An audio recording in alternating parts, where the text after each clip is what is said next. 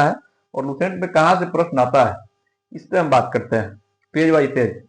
Right, सबसे पहला page पे आपको अर्थ व्यवस्था के क्षेत्र दिख रहे होंगे, प्राथमिक क्षेत्र, द्वितीय क्षेत्र, तृतीय क्षेत्र, ये वाला। यहां से खूब क्वेश्चन पूछा जाता है, डायरेक्ट आपको दे दिया जाएगा, बताइए कृषि अर्थव्यवस्था के अंतर्गत किस क्षेत्र में रखा गया है। तो प्राथमिक क्षेत्र का उदाहरण है। सेवा को अर्थव्यवस्था के अंतर्गत किस क्षेत्र में रखा गया है, तो ये तृतीय क्षेत्र का उदाहरण है। राइट, नमस्कार आप सभी को, मैं प्रसून सिंह, सहायक प्रशाखा पदाधिकारी, बिहार सचिवालय, पुनः आप सभी का एक नए वीडियो में स्वागत करते हैं। जैसा कि आप सभी को पता है कि बीएसएससी सीजीएल 4, बीपीएससी एईडीओ एवं इंटर लेवल के विषयवार रणनीति पे हम लोग बात कर रहे हैं। प्रीवियस वीडियो में मैंने ज्योग्राफी पे एवं भारतीय संविधान पे बात किया। आज के वीडियो में हम इकोनॉमिक्स पे बात करेंगे। देखिए, वर्तमान में अगर आप देखिएगा तो इकोनॉमिक्स से भी प्रश्न उठने लगे हैं और लोग इसको छोड़ के जाते हैं, तो आपको छोड़ना नहीं है।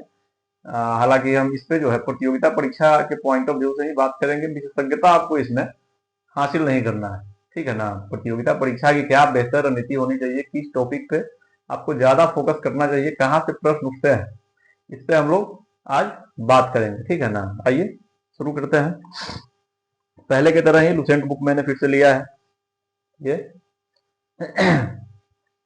इकोनॉमिक्स पढ़ने से पहले आप एक बार इसका क्या बोल सकते हैं,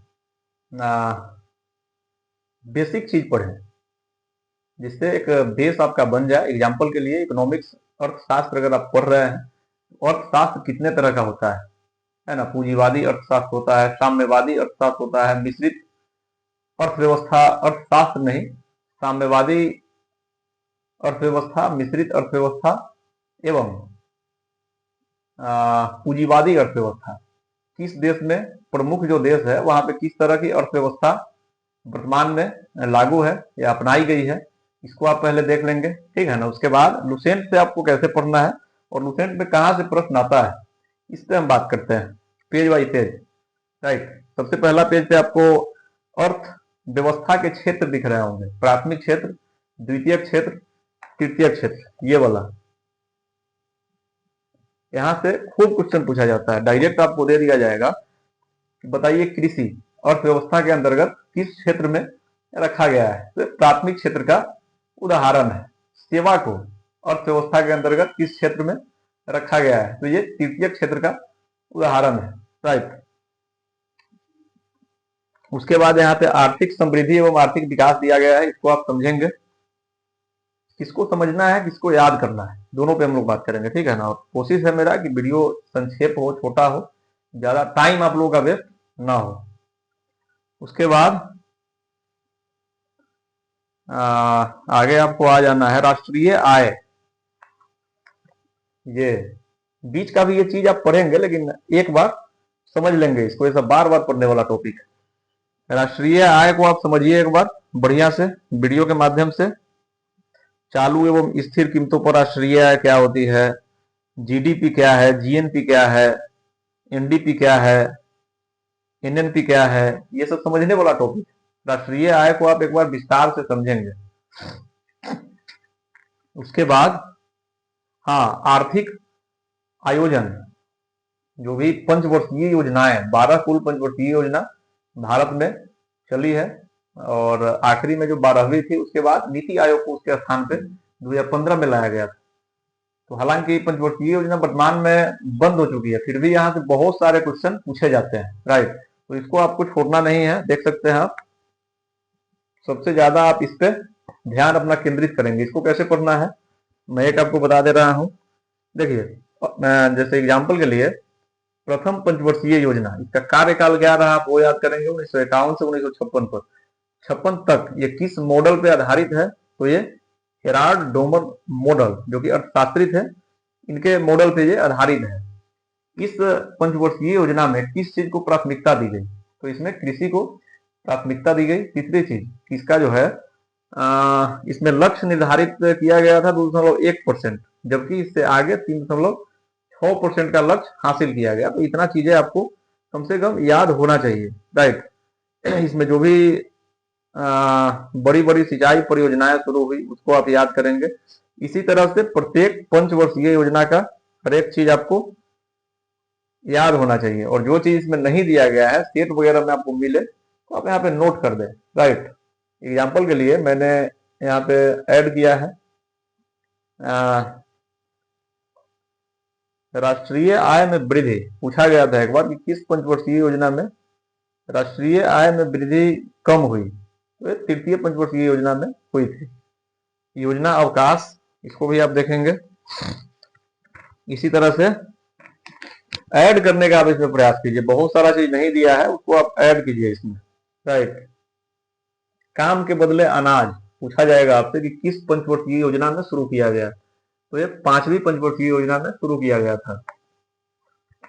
आइए आगे आते हैं। देखिए एनटीपीसी का क्वेश्चन एक पूछा गया है यहाँ पे, भोजन काम उत्पादन का नारा किस योजना में दिया गया था? 7वीं पंचवर्षीय योजना, यहाँ पे मैंने लिखा है, देख पा रहे होंगे आप लोग। राइट, तो ये आप लिखेंगे, जो भी प्रीवियस एग्जाम में पूछा गया है उसको यहाँ पे ऐड कर देंगे आप।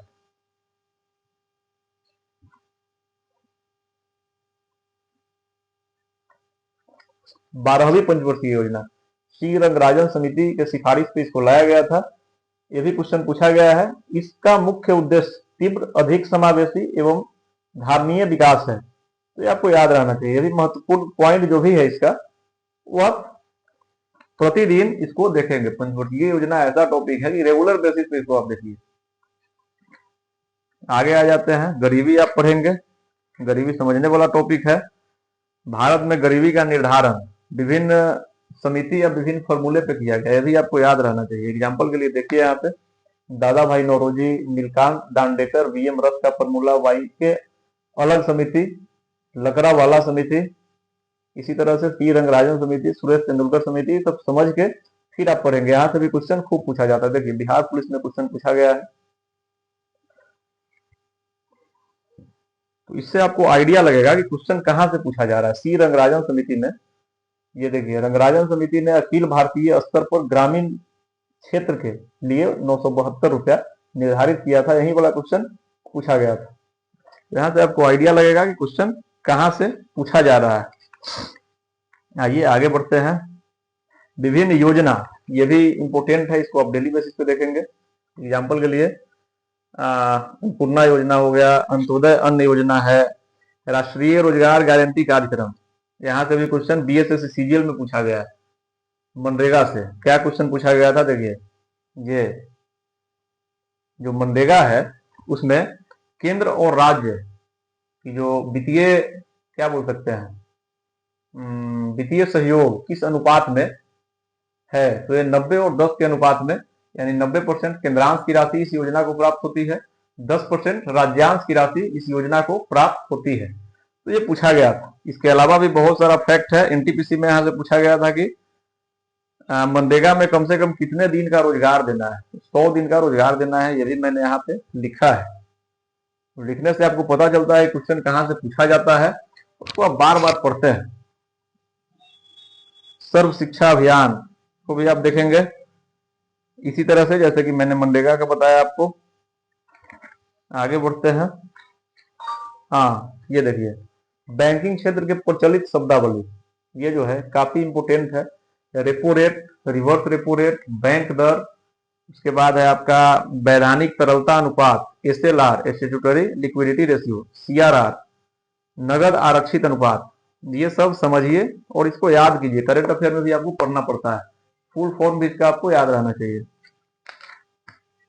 इसके बाद ट्रेजरी बिल, सेबी, जो भी संस्थाएं हैं उसको भी आप पढ़िए। बैंक वगैरह का स्थापना कब हुआ है, ये भी आपको याद रहना चाहिए, करंट अफेयर में भी ये पढ़ना पड़ता है। बजट, ये समझने वाला टॉपिक है, इसको आप समझेंगे। उसके बाद हाँ कर है, देखिए कर दो तरह का, प्रत्यक्ष अप्रत्यक्ष कर, इसको आप चार्ट बना के याद करेंगे समझ के। फिर कृषि, ये तो मैंने आपको वहां पे भी बताया था, क्या बोलते हैं, भूगोल में। हाँ, भारत में प्रतिभूति मुद्रण एवं सिक्कों का उत्पादन, इसको भी आप एक बार समझ लेंगे। ये वाला भारत में ये जो दिया हुआ है, कहाँ कहाँ इसका फैक्ट्री है, टकसाल हो गया आपका, या फिर बैंक नोट प्रेस देवास में है, सेक्रेटरी पेपर मिल होशंगाबाद में है, ये इंपोर्टेंट है, इसको आप डेली बेसिस पे देख सकते हैं। आगे आ जाते हैं हम उद्योग, आपको वहां भी पढ़ना है, ज्योग्राफी में मैंने बताया है, बैंक मैंने बता ही दिया, मोटा मोटा यही है, ठीक है ना। ग्रेशम का नियम आप ये भी पढ़ सकते हैं, अर्थशास्त्र चुनाव का विज्ञान है, किसके द्वारा बताया गया, तो रॉबिन्सन के द्वारा। अर्थशास्त्र आदर्श विज्ञान है, ये मार्शल के द्वारा बताया गया था।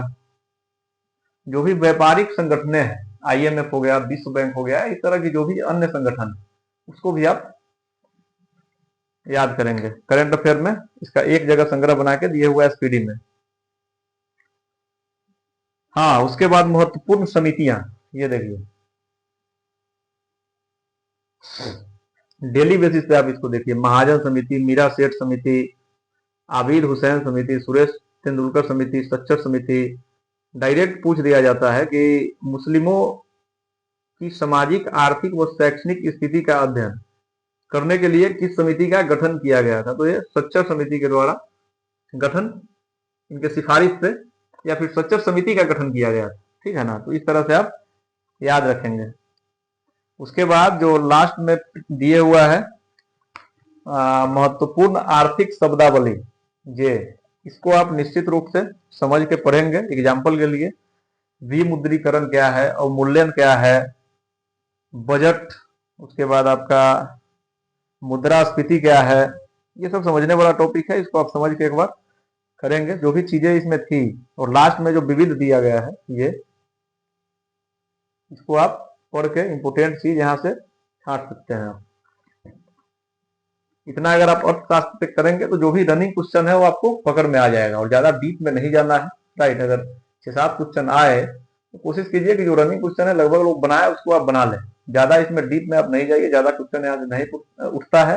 लेकिन हाँ, वर्तमान पैटर्न में कुछ प्रश्न इकोनॉमिक्स से पूछे जा रहे हैं और यहीं से पूछे जाते हैं। बाद बाकी अगर घुमा के क्वेश्चन आया तो आप कितना भी पढ़ लीजिए, वो आप नहीं बना पाइएगा। इकोनॉमिक्स का एक बेसिक मोटा मोटा चीज क्या हो सकता है वो मैंने आपको बताया।